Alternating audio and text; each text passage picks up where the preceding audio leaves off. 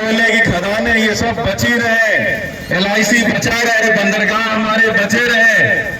अगर ये बचे रहेंगे तो यहीं से नौकरी और रोजगार के अवसर मिल सकते हैं।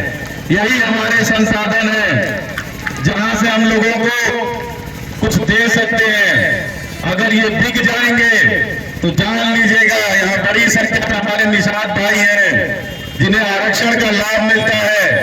निषाद भाइयों सुन लेना, भारतीय जनता पार्टी एक एक करके सब कुछ बेच रही है। आरक्षण का लाभ आपको मिलता है, पिछड़ों को मिलता है, दलितों को मिलता है। कोई भी चीज जब अगर बेच दी गई, निजी हाथों में चली गई, तो सबसे पहले आपको मिलने वाला आरक्षण वहां से समाप्त हो जाएगा। अब आप बताओ कि अभी भी भारतीय जनता पार्टी को लोग जो पसंद करने वाले लोग हैं एक एक करके जाकर समझाइए कि भाजपा आरक्षण कर रही है, इसीलिए चीजों को बेच रही है। LI काम नहीं हो रहा है जिससे आम जन को लगे कि हाँ कोई सरकार है जो कोई काम कर रही है। तो मेडिकल कॉलेज, ये सामने मेडिकल कॉलेज जो आपके दिखाई दे रहा है, ये जो 13 की बिल्डिंग दिखाई दे रही है, ये समाजवादी सरकार की बिल्डिंग है। इनकी इतनी हैसियत नहीं है कि इसको चालू कर सके। ये ऐसे लोग हैं, सोचिए कितना दुर्भाग्यपूर्ण शहर है। जिस भी जिले से मुख्यमंत्री निकले होंगे उस जिले को सजा संवार देने का काम सारे मुख्यमंत्रियों ने किया है। किसी भी मुख्यमंत्री का देख लीजिएगा। हम नेता आदरणीय अखिलेश यादव जी सिर्फ उत्तर प्रदेश या इटावा नहीं, पूरे उत्तर प्रदेश को सजा संवार किया। उन्होंने ऐसी योजनाएं आई थी जिसकी वजह से पूरे उत्तर प्रदेश के लोगों का फायदा हुआ था।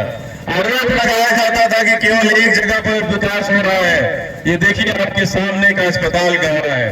और यही नहीं, इसी गोरखपुर में और भी बहुत सारे काम समाजवादी सरकार किए गए। सरकार के पास अपने बताने को कुछ नहीं है, इन्होंने कोई काम नहीं किया है।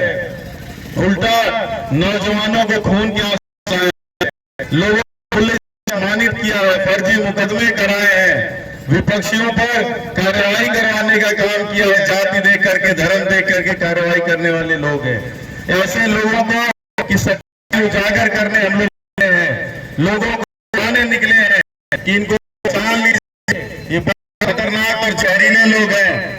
बेच संपत्तियों को ये इस देश के पूरे को अपने नियंत्रण में कर लेंगे और चुनाव के समय बेईमानी आप लोगों को जीती जिताई सीट हराने का काम करेंगे। इसलिए खड़े हो जाइए गलत के खिलाफ, खड़े हो जाइए अन्याय के खिलाफ, खड़े हो जाइए भारतीय जनता पार्टी की सांप्रदायिक नीति के खिलाफ, सांप्रदायिक सोच के खिलाफ। आप खड़े हो जाएंगे तो बीजेपी हट जाएगी।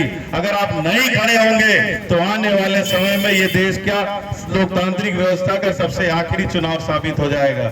इसलिए आपसे कह रहे हैं कि बहुत कठिन समय है, बहुत नाजुक दौर है ये। इस दौर में अगर आप फैसला नहीं लिए तो आने वाला समय में पीढ़ियों को आप जवाब देने की स्थिति में नहीं बचेंगे। रोता जा रहा था जब आरक्षण के खिलवाड़, जब देश की संपदाएं बेची जा रही थी, अस्पताल, स्कूल, कॉलेज सब के सब प्राइवेट हाथों को सौंपे जा रहे थे, तो उस समय का नौजवान और उस समय के लोग आखिर कर क्या रहे थे? इतिहास आपसे सवाल करेगा और आपके पास कोई जवाब नहीं मिलेगा। इसलिए आपसे करने आए हैं कि संभाल लीजिए, बचा लीजिए इस देश को। बड़ी शहादत और बहुत परिश्रम के बाद बहुत लोगों की जाने गई है इस देश को आजाद करने में, और बहुत अपमान से भेंट करने को संविधान देने का काम किया था। उनके सपनों को बचाना है, अब्दुल कलाम के सपनों को बनाना है, हमें बाबा साहब के सपनों का भारत बनाना है, हमें नेताजी आदरणीय मुलायम सिंह यादव के सपनों का भारत बनाना है। के बीच आए हैं साथियों, आप सभी का हम बहुत धन्यवाद देते हैं। हम लोग शहर चले और जय महानगर हमारे जिला साथी कहेंगे हमको वैसे चलना है, पूरे अनुशासन में हम लोग चलना है। हम लोगों की गाड़ी है जो साउंड वाली गाड़ी है, ये आगे रहेगी, इसके पीछे सारी गाड़ियां चलेंगी। सभी